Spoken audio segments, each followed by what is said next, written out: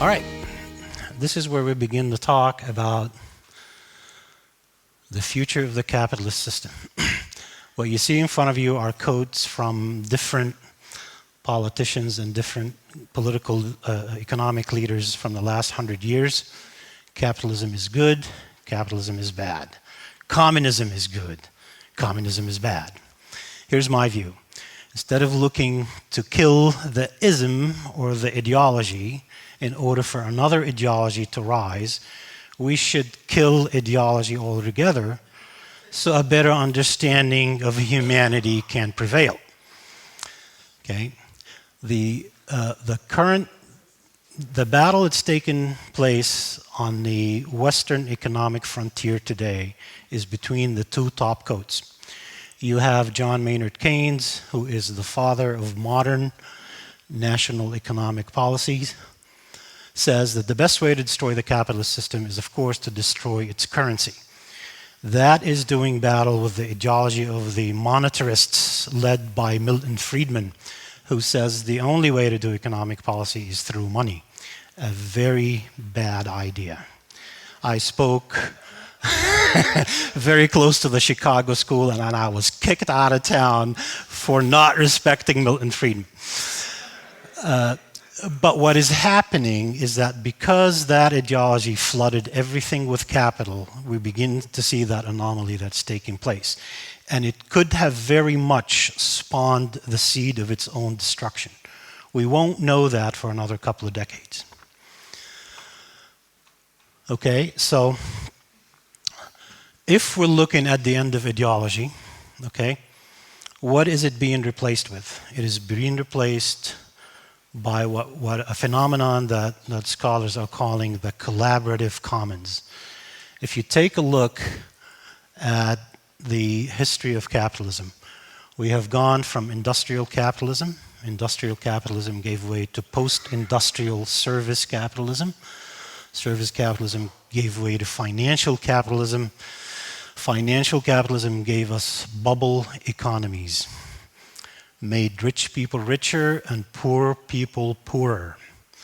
But as a big part of that system, it gave an unexpected birth to the information age, to the knowledge economy, to the digital age that we're going through now. Okay? So if by accident financial capitalism has created the seeds that will bring its own demise. You like my picture there with the first tier grave digger? If ideology is dead, what is the system that's going to come out on the other side look like? We are facing tremendous challenges that need the brightest minds to save our planet.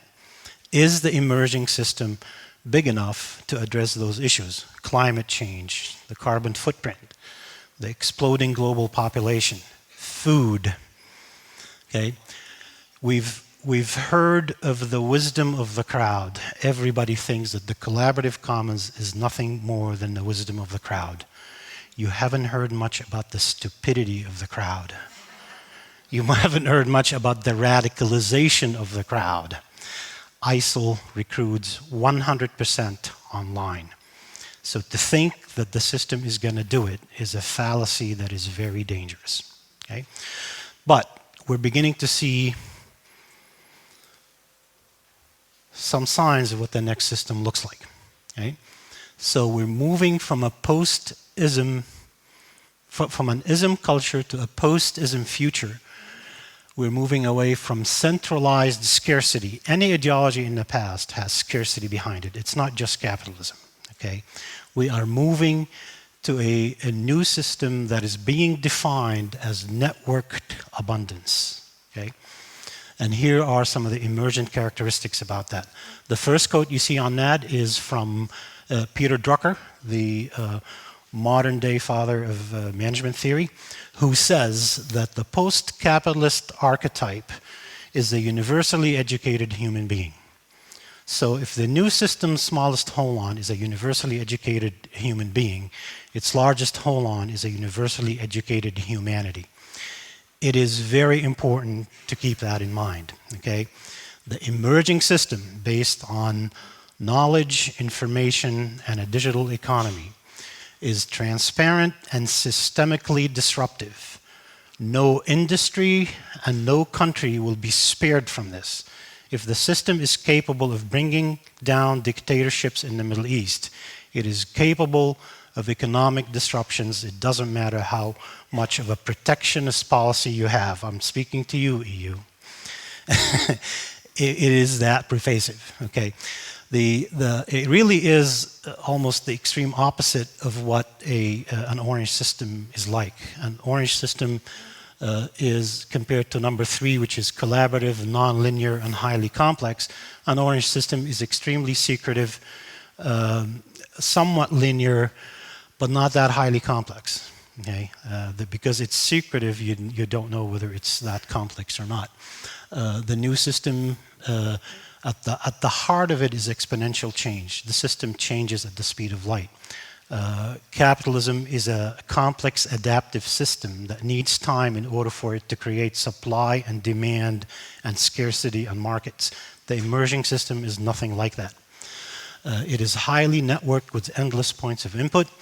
If you're working on a platform of sorts, you go to bed one night and you think you've accomplished this, and then you wake up in the next morning and someone has completely changed the system, made it 100% better. This is the nature of the emerging system. Okay? The disruption has begun, and it won't be a third industrial revolution. It won't be a fourth industrial revolution. It will be an info-industrial evolution.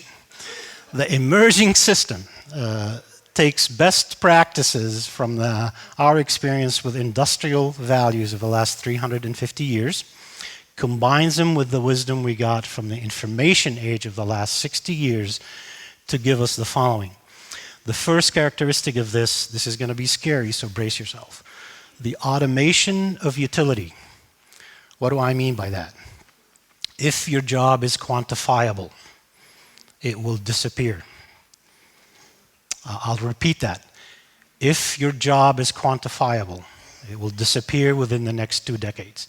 This has the potential to affect as much as 50% of the labor force in advanced economies.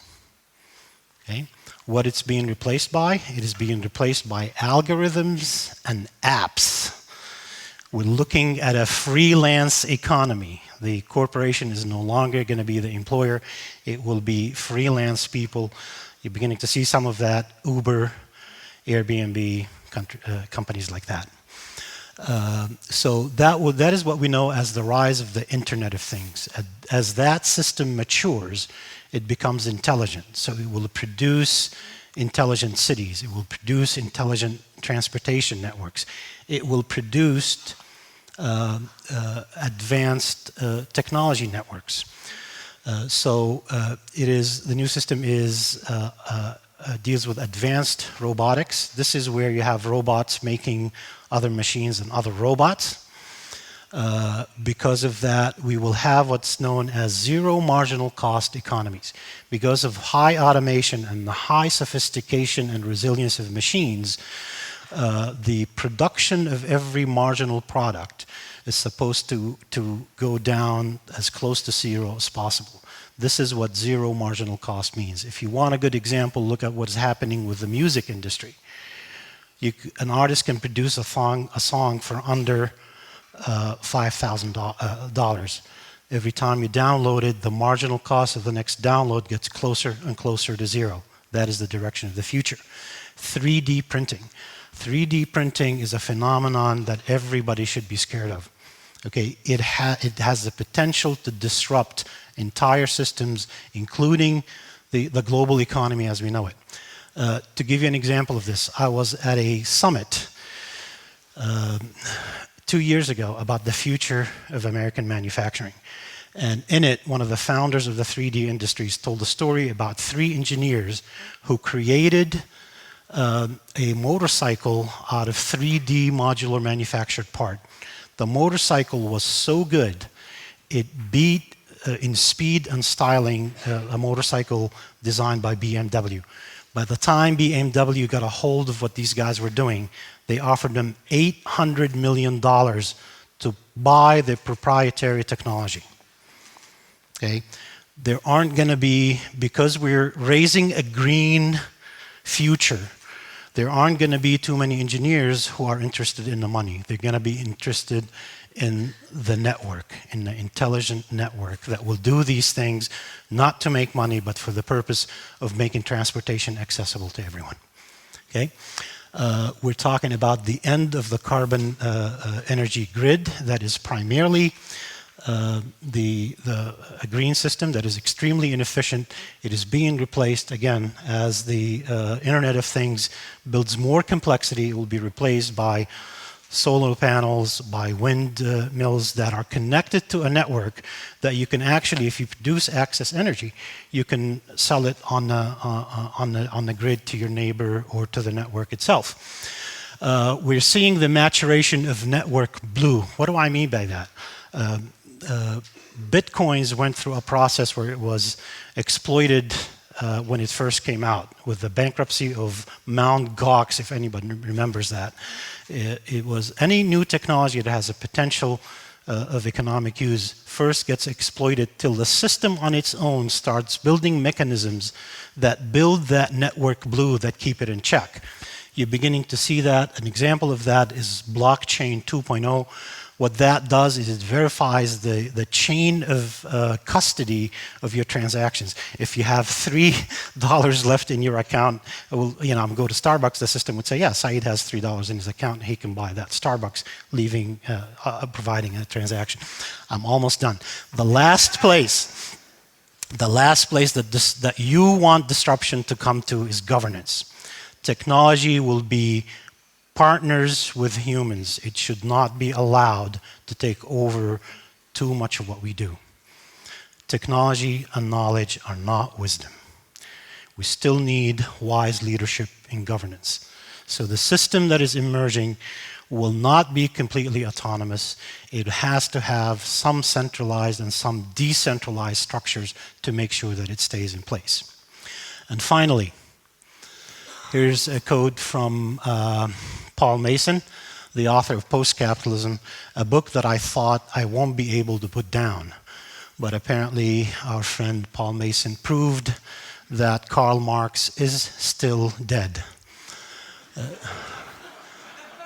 Today, the battle of economic philosophies is between hierarchy and network. Should the network win, it will spell the end of capitalism. Here's how I view it. The end of centralized ideology, including capitalism, begins by the healthy integration of individualistic and communal values, consciously absorbing each other into an intelligent network. It is more allometric than it is holocratic. Allometry is from biological sciences, and here's what it means. It preserves the high functionality of its different sectors, okay, so the organs in an organism, that create innovation while relying on the network for equitable and fair distribution. This is a view of the future. Thank you all very much.